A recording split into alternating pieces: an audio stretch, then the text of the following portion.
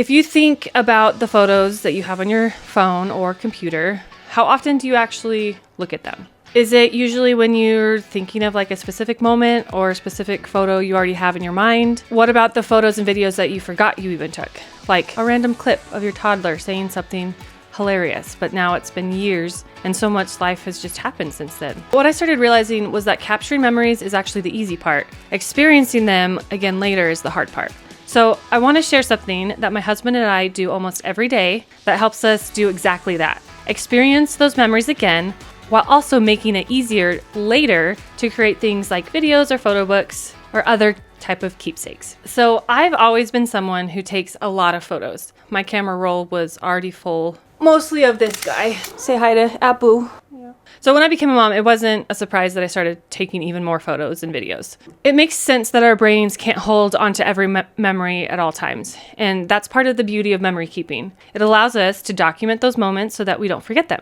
But we still have to do our part and actually revisit them. The habit that we've created is actually very simple. And honestly, it started pretty naturally. So my daughter is almost 2.5 now. But, you know, after she was born, we became pretty obsessed with her. And after we would put her to bed, like we'd find ourselves looking at photos and videos of her from that day to remember, you know, her cute little coos or smiles or whatever. Now, don't get me wrong. I definitely cherish the free time after she goes to bed. But you know that weird feeling where you're like excited for the space in the quiet, and then 5 minutes later you kind of miss them and want to hear their little voice again, but like you're not going to wake them up, but it's just it's a weird roller coaster of emotions being a parent. Anyway, so we would just start scrolling through photos and videos from the day. And then over time, it just became a routine. Like we would do it like right before we went to sleep. And like we'd be like, hey, do you have any pictures from today? And the answer is pretty much always yes. I don't actually even know if there's a day in my daughter's life that I didn't take any photos of her.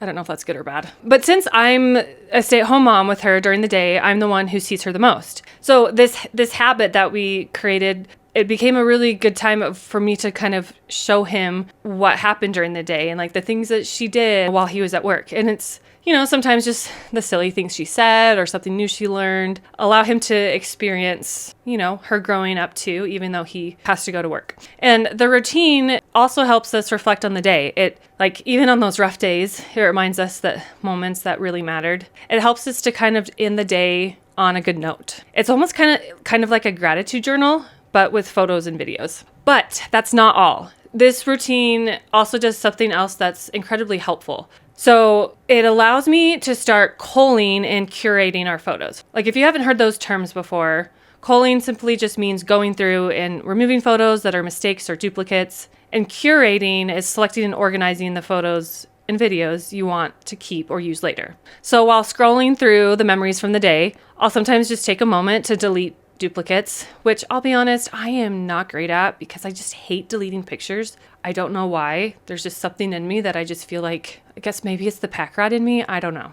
But I do try, and I'm trying to get better at it. Then I'll favorite the photos and videos that really stand out. And this step helps a lot later when I go to create things like my monthly chapbooks, which I'll do another video on, because like I can quickly see which photos that I had already marked as favorites. And another thing that I do is I keep a yearly album. So for example, right now I have one called 2026 favorite moments. So whenever there's a video or photo that I know I want to use later, especially for like our year in review video, I'll add it to that album. And this way, when December comes around and I want to make our yearly video, I've already curated those moments throughout the year. Otherwise, I'd just be staring at thousands and thousands of photos and videos trying to sort through everything. And let's be honest, that's overwhelming and ain't nobody got time for that. I'll also sometimes add photos to other albums if they belong to like a specific event or memory.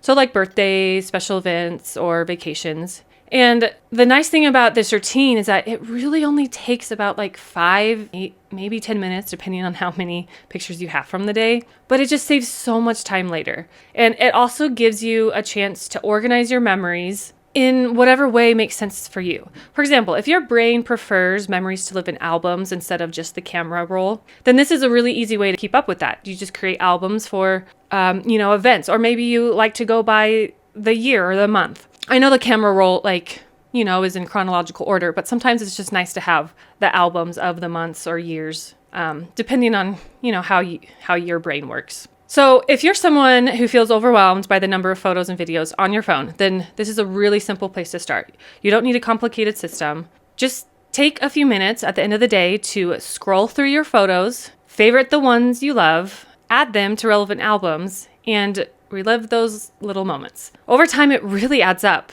and it makes it so much easier down the road, I promise. And maybe I'm biased, but I really do think it's a good habit to develop.